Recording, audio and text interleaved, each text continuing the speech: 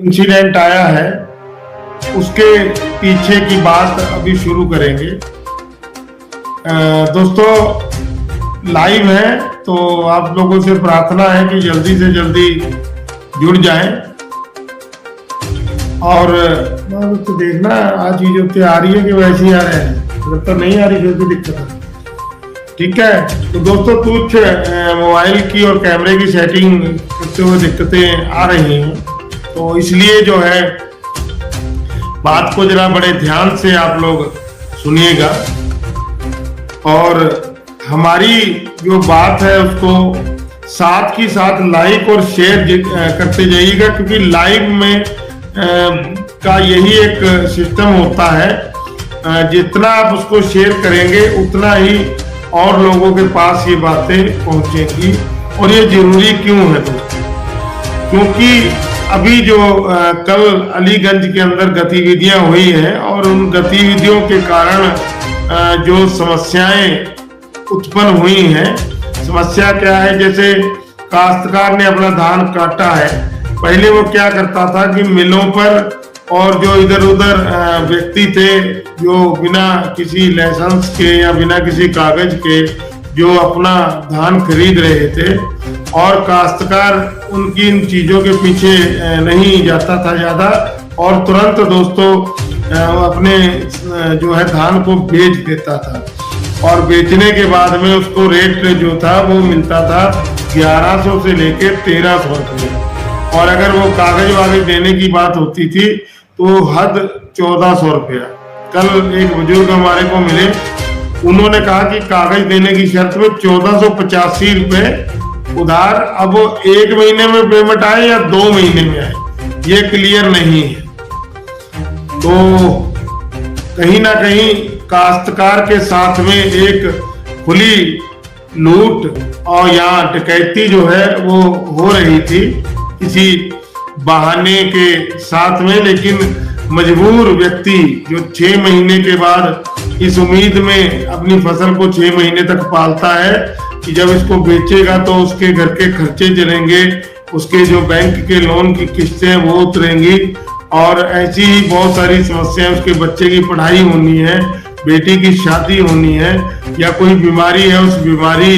के लिए इलाज होना है, ऐसी बहुत सी चीजें जो दोस्तों होती है जिनके लिए वो जो व्यक्ति है वो अपना जो है फसल जो है वो अपने औने पौने रेटों पर बेच देते हैं। अब यहीं आकर दोस्तों खेती जो है वो एक घाटे का सौदा नजर आती है, क्योंकि खाद स्प्रे और इसके अलावा डीजल, अभी आपने देखा होगा कि जैसे डीजल की जरूरत काश्तकार को शुरू हुई है, मोदी सरकार ने डीजल 95 रुपए के करीब कर दिया है, मतलब कि एक कम 90 था, मात्र 10-15 दिनों में 6 रुपए की स्पष्ट बढ़ोतरी जो है वो देखने को मिली। अब प्रॉब्लम क्या है, ये सब चीजें महंगी होती जा रही हैं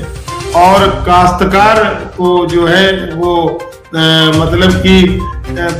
अब उनकी सही कीमत जो है फसल की नहीं मिल रही है। क्यों नहीं मिल रही है? क्योंकि सिस्टम एक बड़ा ही भ्रष्ट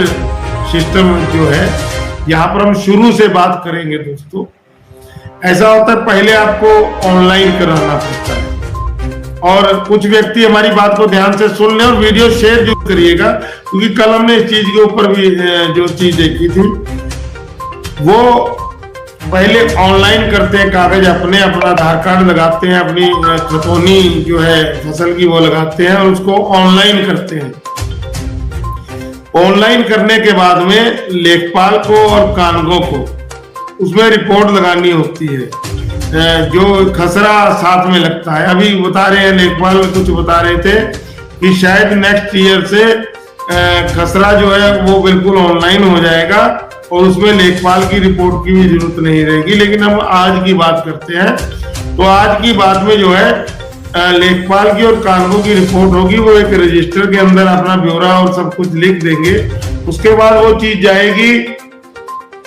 जो तहसील के अंदर कंप्यूटर पे बैठते हैं, हमारे जैसे लखीमपुर तहसील में खरे जी है वो बैठते हैं, तो वो कागज जो है, उन कागजों को रजिस्टर की रिपोर्टों के आधार पे वो वहाँ पे उसको कंप्यूटर पे चढ़ा देंगे और वहां से वो सत्यापित हो जाएगा। मतलब कि उसका सबसे पहला कारण ये है कि जैसे किसी व्यक्ति के पास में मात्र 5 एकड़ जमीन है, तो वो 5 एकड़ जमीन में उसका जो जैसे एक सरकार के द्वारा दिशा तय होती है कि एकड़ के ऊपर भाई 20 क्विंटल या 15 क्विंटल, उसके हिसाब से कर दिया जाता है कि भाई ऐसे 5 एकड़ के ऊपर आप जो है 100 क्विंटल के करीब अपनी फसल धान या गेहूं इसको आप बेच सकते हैं। उसको सत्यापित होने के बाद में दोस्तों फिर उसको मंडी में ले जाया जाता है, और मंडी में ले जाने के बाद में वहाँ जो मंडी के अंदर जो सरकारी कांटे पे ऊपर जो व्यक्ति बैठे होते हैं, वो व्यक्ति उसमें उस सत्यापन के आधार पे उनको टोकन काट के देते हैं। मतलब कि एक डेट निर्धारित होती है, इस दिन आप अपना धान ले आइएगा, हम उसको तुलवा देंगे। तो ये जो प्रोसेस जो है, मतलब कि सरकार ने बनाया है, जिसको प्रशासनिक अधिकारी जो है वो लागू करवाते हैं। एसडीएम साहब की देखरेख में ये कार्य होता है। तो एक स्वाभाविक सी प्रक्रिया है, लेकिन दिक्कत कहाँ आती है दोस्तों? अब यहाँ पे दिक्कत की बात भी कर देंगे, लेकिन एक विनती जो मैं बार बार आप लोगों से कर रहा हूँ, अगर मेरी बात आप लोगों के समझ में आ रही है तो प्रार्थना है शेयर करें। शेयर दोस्तों बहुत जरूरी है, क्योंकि हम लोग लगातार आप लोगों को जागरूक करने के लिए बोलते रहते हैं, और आप लोग अगर शेयर नहीं करेंगे तो और व्यक्तियों के पास ये चीजें कैसे जाएगी। अब आगे आते हैं कि समस्या कहाँ आती है, दिक्कत कहाँ आती है। दिक्कत दोस्तों ये आती है कि सबसे पहले जो शेड्यूल है उसके अनुसार कई बार लेखपाल और कानून अपनी सीट पे नहीं मिलते हैं, और कुछ व्यक्ति जो है वो जैसे भ्रष्टाचार से जुड़े होते हैं, वो जानबूझ के आपके काम को लटका देते हैं। ठीक है, सब नहीं होते, कुछ व्यक्ति होते हैं। उसके बाद में दोस्तों प्रोसेस, जैसे सरकारी प्रोसेस को आप समझते हैं कि लेखपाल ने अगर रिपोर्ट लगा दी तो तब भी करते करते हफ्ता जो है कम से कम इस काम में चला जाता है। तो जैसे इस बार दिक्कत आई थी तुकुनिया में, जो बवाल हो गया था उस चक्कर में इंटरनेट बंद रहा था, और इंटरनेट जब बंद रहेगा तो जो बाबू मतलब कि चढ़ाते हैं, सत्यापन को आगे चढ़ाते हैं नेट के ऊपर, वो बिना इंटरनेट के कैसे चढ़ाएंगे, ऐसी कुछ बातें आती है। उसके बाद दोस्तों जब टोकन जनरेट करवाने आदमी जाता है तो वहां पे बड़ा उसको परेशानी का सामना करना पड़ता है। वहां कह दिया जाता है कि भाई अभी जो है हमारे पास बोरे नहीं है, अभी जो है आपका चावल टूटा हुआ है और इसमें अंदर नमी ज्यादा है, और कि प्रशासन काश्तकार को धान सुखाने का भी वहां मौका देता है। लेकिन तब भी जो दिक्कतें आती है, हम टोकन तभी जनरेट करेंगे जब हमने आपका धान खरीदना है, क्योंकि जब तक टोकन जनरेट नहीं होगा तब तक आप किसी अधिकारी को जाके शिकायत भी नहीं कर पाएंगे कि भाई हमने वहां धान जो है बेचने के लिए हम लोग गए और हमारी बात को किसी ने सुना नहीं। उसमें टोकन जनरेट जो होना है वो बहुत जरूरी पार्ट है, और टोकन ही जनरेट नहीं करते हैं जो मतलब कि बैठे हैं। अब दिक्कत क्या हो रही है, ये तो हल्की फुल्की एक दिक्कत जो है आ रही है सारे प्रोसेस के अंदर। कल जो अलीगंज में हुआ दोस्तों, कल जो अलीगंज में हुआ, ये बीच में किसी का फोन आ गया था, सॉरी, इसलिए जो है बीच में कट गया था। कल जो दोस्तों अलीगंज में हुआ, अलीगंज में क्या होता है, अलीगंज में एक व्यक्ति रोड के ऊपर बिना किसी अधिकार के काश्तकारों से धान की फसल खरीद रहा, और वो वही खेल 1200, 1250, 1150 इस हिसाब से वो ले रहा था। माल की क्वालिटी देख के 1300 से ऊपर नहीं कहीं मिल रहा है, और यही राइस मिलों में हो रहा है।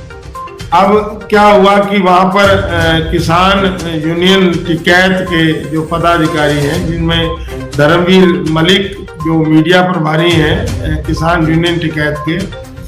उनके नेतृत्व में वहां पर जो है किसान यूनियन टिकैत के जो बाकी किसान थे या उसके अलावा भी कई किसान थे, वो इकट्ठा हो गए और वहां पे मौके के ऊपर एसडीएम साहब को बुलाया गया, मंडी के सचिव को बुलाया गया और वहां पर जो है मतलब कि जो ये बाट नहीं होते, जो तोलने वाले बाट होते हैं, उस अधिकारी को बुलाया गया। तो वहां पर उन्होंने अधिकारियों ने ये स्पष्ट किया कि जो बाट वहां पर जिससे माल तोला जा रहा था वो उसमें भी घपला है, और ये बात उन्होंने कही थी कि उसमें जो है कमी जो है दोस्तों पाई जा रही है। और अब यहां से आप अंदाजा लगा सकते हैं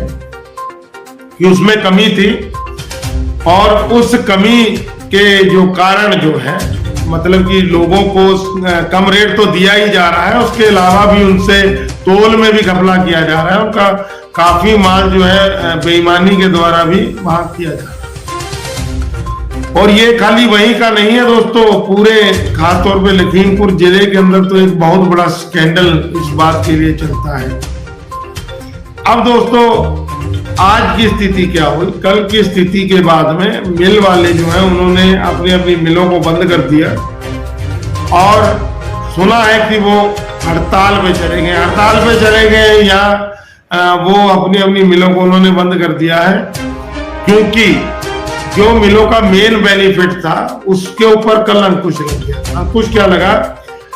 मंडी के बाहर कल धर्मवीर मलिक ने ये बात बिल्कुल क्लियर की कि मंडी के बाहर आप फसल को नहीं खरीद सकते। अगर आपको फसल खरीदनी है तो मंडी में आप जाइए, प्राइवेट आड़तियों के वहां पर, जैसे वो आपने देखा होगा ढेरियां लगी होती हैं और उन ढेरियों के अंदर व्यापारी आता है, वहां पे बोली होती है और बोली को होने के बाद में वो जो है मतलब कि अपना माल जो है मतलब कि वहां से व्यापारी खरीदता है, और खरीदने के बाद में वो अपने माल को, जैसे राइस मिल वो चलाता है तो वहां से वो अपना माल दोस्तों खरीदेगा, और माल को खरीदने के बाद में वो अपनी राइस मिल में जाएगा, उसका ऊपर का छिलका उतार कर उसको चावल बना देगा। लेकिन हो क्या रहा था कि जो ये मतलब कि राइस मिलें हैं ये सीधा माल खरीद रही थी काश्तकार से, और काश्तकार जो है फंसा हुआ उनको कम रेट पे माल दे रहा था, क्योंकि आगे सरकारी के ऊपर सही ढंग से खरीद नहीं होनी है। और उसके अलावा जो है प्राइवेट में भी वही, जब मंडी में जाएंगे माल उतारेंगे वही 1100 से लेके 1300 का रेट रहना है। तो काश्तकार क्या सोचता है, यार मंडी में लेके जाएंगे 20, 30, 40 किलोमीटर तक, वहां डीजल का खर्चा होगा, समय वेस्ट होगा। यहीं पर मिल के अंदर सीधा माल हम लोग दे देते हैं तो हमारा आने जाने का डीजल बच जाएगा, और इसके अलावा जो है हमारा समय बच जाएगा, और बिना मतलब कि वहाँ ढेरी लगे सिर्फ ऊपर से ही ट्राली के अंदर देख के रेट तय हो जाता है। उसके अलावा जो बातें तय होती हैं कि आप हमारा माल ले लीजिए, और माल को लेने के बाद में तय हो जाता है कि हम 1 महीने का 1.5 महीने का उधार करेंगे, और आपको अपने कागज देने पड़ेंगे, वही ऑनलाइन वाले कागज आपको हमारे को देने पड़ेंगे। अगर आपके पास ऑनलाइन नहीं है तो ऐसी सेटलमेंट होती है इन सबकी कि वो खुद ही कागज वहां पे सत्यापित हो जाएंगे, लेखपालों से रिपोर्टें भी लग जाएंगी, सत्यापित हो जाएंगे, और आपका जो माल है वो आपके मतलब कि खाते पे ही तुलेगा। उसमें क्या करते हैं कि कुछ माल कम ज्यादा कर देते हैं और उसको इस हिसाब से ले आते हैं कि आपके खाते के ऊपर जो माल वो लगाते हैं वो आपको जो पेमेंट वो देंगे उस हिसाब से वो माल लग जाता है। कहने का मतलब ये है कि अगर आपने हिसाब से उन्होंने 1300 रुपए में खरीदा और आपके कागज ले लिया, 1940 का भुगतान होगा तो आप ही के खाते में, लेकिन उसमें वो ऐसा कोई सिस्टम सेटलमेंट कर देते हैं कि आप चाहकर भी 1300 से ऊपर पैसा नहीं ले पाओगे ऐसा। और बाकी कुछ ऐसे काश्तकार भी हैं जो मतलब कि अविश्वसनीय नहीं है, अगर उनके खाते में पेमेंट चली जाती है तो वो तय बात के अनुसार पेमेंट निकलवा के भी मिल वालों को देते हैं। मैं खुद इसका उदाहरण हूँ दोस्तों। मैंने पिछले साल जो अपना धान बेचा था तो 1 लाख रुपया फालतू मेरे खाते में आया था, तो मैंने निकलवा के मिल वालों को दिया। और उसके बाद में जैसे खरीद होती है और खरीद की जो मतलब कि इनका टारगेट होते हैं सरकार के, वो टारगेट ऑटोमेटिक दोस्तों पूरे होने ही होने हैं। ये बात आप समझ ही रहे हैं कि टारगेट ऑटोमेटिक पूरे हो जाएंगे। जब टारगेट ऑटोमेटिक पूरे हो जाएंगे तो पूरे होने के बाद में उसको क्या किया जाएगा कि वहां पे दिखा दिया जाएगा कि सरकार ने इतनी खरीद की। सही बात है, सरकार का जो लक्ष्य था उसको सरकार ने पूरा किया, लेकिन माध्यम क्या हुआ कि जिनको बेनिफिट मिलना चाहिए था उनको बेनिफिट नहीं मिल रहा है। बेनिफिट बीच के बिचौलिए और राइस मिल वाले और जो मतलब कि जो बीच के अंदर रोडों के ऊपर बैठे हैं अपने आप में बने हुए। क्योंकि कल हमने एक सवाल किया था वहां के जो ओनर थे, उनसे हमने सवाल किया था कि अगर आपके पास लाइसेंस है तो आप कितना माल खरीद सकते हैं। आपकी कोई लिमिट तो सरकार ने निर्धारित की होगी ना कि आप समझ लीजिए रोज का 100 क्वांटल खरीदेंगे, 500 क्वांटल खरीदेंगे, 1000। तो उन्होंने कहा अनलिमिटेड। ये दोस्तों एक बड़ा सवाल उठ गया है। अनलिमिटेड कहने का मतलब क्या है कि जितना आपके पास फंस गया। तो आप यहां से अंदाजा दोस्तों लगा सकते हैं कि कितने हाई फाई लेवल पे फ्रॉड थे। और कल जो वहां पर बातें हो रही थी अधिकारियों में और किसानों के टिकैत के पदाधिकारियों के बीच में कि वहां पर जितना माल लगा था उसके अनुसार कम से कम 15 लाख रुपया सरकार का जो टैक्स है उसकी उस व्यक्ति की ने चोरी की।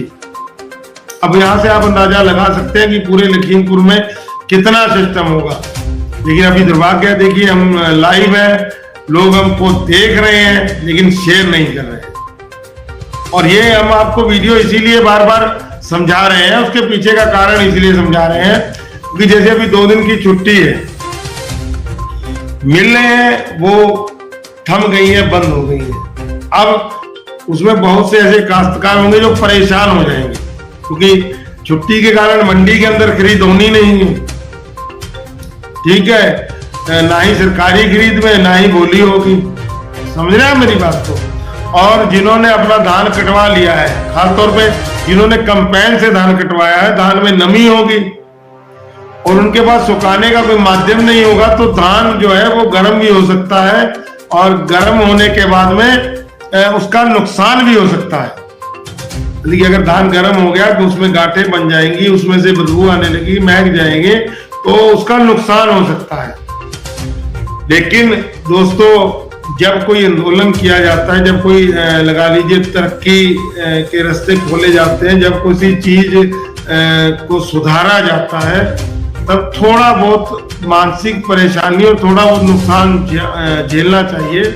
और इसके अलावा हम आपको बता दें, कल एसडीएम साहब ने स्पष्ट कहा, बोला कि एसडीएम साहब ने स्पष्ट कहा था कि आप मंडी के अंदर धान लेके जाइए और सुखाइए। तो यहाँ पर थोड़ा सा आप लोग भी कोऑपरेट करिए, आप लोग जाइए मंडी में, वहां पे बहुत जगह होती है, वहां अपने धान को ट्रालियों से उतार के उसको सुखा लीजिए थोड़ा। और सुखाने के बाद में आप कहेंगे वजन कम हो जाएगा, तो जाहिर सी बात है दोस्तों 1940 रुपये अगर रेट लेना है तो धान को थोड़ा सा आपको सूखा भी करना पड़ेगा। और उसके अलावा भी अगर आपको ये सब जो ठगी और डकैती और लूट किसान के साथ में की जा रही है, अगर इस सर्कल को तोड़ना है तो आप लोगों को कोऑपरेट करना पड़ेगा, बहुत जरूरी है दोस्तों। ये कोऑपरेट बहुत जरूरी है, इसलिए जो है आप लोगों से विनती है हाथ जोड़कर, मुद्दे अब खड़े हो गए हैं, पीछे मत हटिएगा और एक तरीके से इस सारे सिस्टम को मतलब कि एक नंबर में ये सिस्टम आए और काश्तकार को आने वाले समय में भी इसका लाभ मिले, बेनिफिट मिले। इसके लिए जो है दोस्तों आपसे विनती है कि थोड़ी सी परेशानी को झेल लीजिएगा, लेकिन जो कायदे और कानून है, जैसे अभी आपको हम यहाँ पे एक बात बताएं, कोई व्यक्ति, सरकारी व्यक्ति, वो अपनी सीट पे अगर बैठा है और क्योंकि हम लोगों को लाइन में लगना पड़ता है, हम लोगों को सरकारी दफ्तर के 1-2 बार चक्कर लगाने पड़ते हैं, हम लोग जो है वहां पर क्या करते हैं, तुरंत निकाल के उनको पैसा दे देते हैं करप्ट व्यक्तियों को। तो इससे उनको बढ़ावा मिलता है और वो क्या करते हैं, वो आपसे तो पैसा लेंगे ही, अगले व्यक्ति को भी परेशान करने के लिए क्या करेंगे कि वहां पर उसका काम कुछ देर के लिए डिले कर देंगे और आदमी कहेगा यार इतना चक्कर लगाना पड़ेगा, बहुत समस्या, बहुत दिक्कत है, तो वो तुरंत टेबल के नीचे से उसको पैसा देंगे। उससे नुकसान क्या हो रही है? उससे नुकसान ये हो रहा है कि वो अधिकारी जो है वो आहिस्ता आहिस्ता करप्शन के करप्ट होता जाएगा और हम लोगों को की एक प्रथा हम लोग जो चला बैठते हैं उस प्रथा के अनुसार आगे फ्रॉड और घपला दोस्तों होता है। तो मेरी बेनती है, किसान यूनियन वालों ने और किसान जो जागरूक किसान है उन्होंने बड़ी हिम्मत करके ये अलीगंज के जो मैटर है इसको खड़ा किया है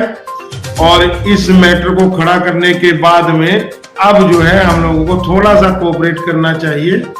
और कोऑपरेट करने के बाद में हम लोगों का सरकारी कांटों के ऊपर भी हम लोगों की खरीद होगी और उसके बाद अगर वहां पे नहीं हो पाती है, हम सरकारी मानकों से बहुत अगर हम लोग पीछे रह जाते हैं तो प्राइवेट जो है मंडियों के अंदर खरीद होगी। और सबसे बड़ी बात जो यहाँ पर ये बताई गई है वो दोस्तों ये बताई गई है कि जैसे प्राइवेट में जो खरीद होगी तो उसमें भी मतलब कि आपको ज्यादा नीचे नहीं, जैसे 1100-1200, कल एक भाई था उसका 950 रुपया, इतना नीचे नहीं, 100-200 रुपया ऊपर नीचे करके जो है उनका धान भी बिके और किसान को पैसा मिले, इसके लिए संघर्ष किया जा रहा है दोस्तों। अब मैं ज्यादा आपको कुछ नहीं कहूंगा, मैं बस इतनी ही विनती करूंगा कि अपने धैर्य को मत खोइएगा और कंधे से कंधा मिला के और जो है अपने इस सारे सिस्टम के अनुसार अपने तरीके से अपनी फसल जो है वो बेचिए। और प्राइवेट को अगर आप फसल देते हैं तो अपने कागज मत दीजिए, आप अपने कागज मत दीजिए। और दूसरी बात दोस्तों, जो व्यक्ति जागरूक है, बुद्धिजीवी है, उनको भी चाहिए कि वो अपने पार्ट को ईमानदारी से निभाए और लोगों को समझाए इस बात के लिए, क्योंकि जैसे मंडी के बाहर जो खरीद हो रही थी, चाहे वो कोई भी कर रहा है, व्यापारी कर रहा है, चाहे वो राइस मिल वाला कर रहा है, वो गलत है। और उसके बाद में जब मंडी के अंदर जाके खरीद होगी और मंडी के अंदर जब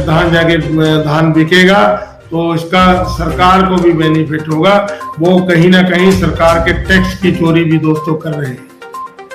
तो ज्यादा लंबा नहीं खींचूंगा, 23 मिनट के करीब ये वीडियो हो गया है। मेरे कई मित्र कहते हैं कि आप छोटी वीडियो बनाइए,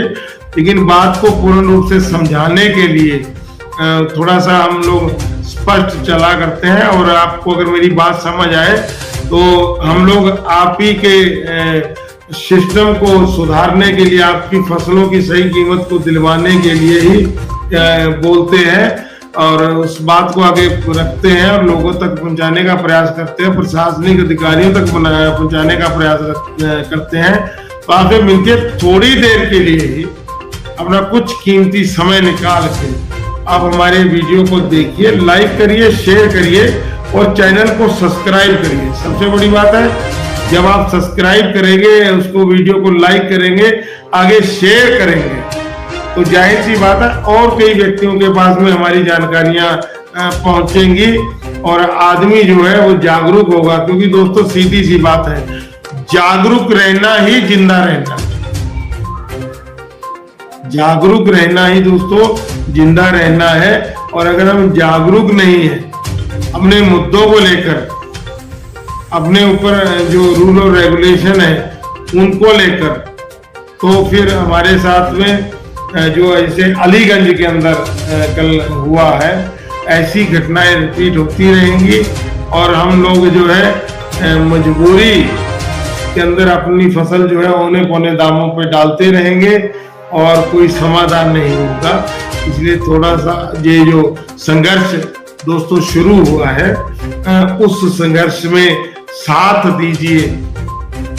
और साथ देने के बाद में अधिकारियों के माध्यम से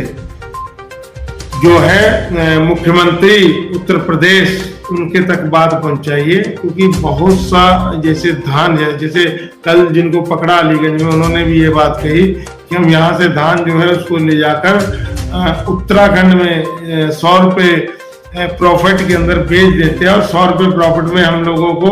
ट्रांसपोर्ट का खर्चा और लेबर का खर्चा भी देना पड़ता है।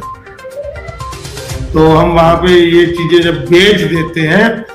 तो बेचने के बाद में जो है हमको तो मात्र 20-25 रुपए मिलते हैं। और दोस्तों अब ज्यादा कुछ नहीं कहूँगा,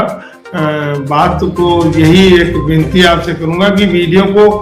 शेयर जरूर करिए, ठीक है ना, लोगों को जागरूक जरूर करिए, जरूरी है, इसीलिए बार बार कह रहा हूँ। ठीक है दोस्तों, ज्यादा ना कहता, आप लोगों ने मेरे को सुना, मैं आपका धन्यवाद करता हूँ।